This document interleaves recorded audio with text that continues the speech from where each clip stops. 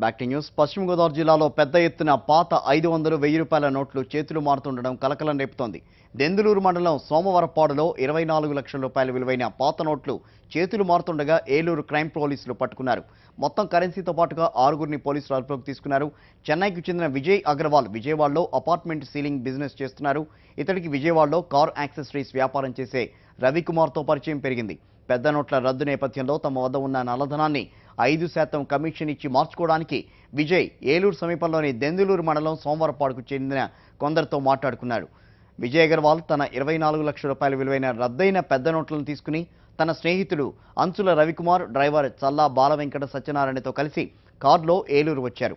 భవన నిర్మాణ రంగంలో పనిచేసే కొందరితో 5% కమిషన్కు మాట్లాడుకుని నల్లధనాన్ని మార్చుకోవడానికి దెందులూరు మండలం సోమవారపాడుకు చేరుకున్నారు. సమాచారం అందుకున్న ఏలూరు క్రైమ్ పోలీసులు నగదు స్వాధీనం చేసుకుని 6గురిని అదుపులోకి తీసుకున్నారు.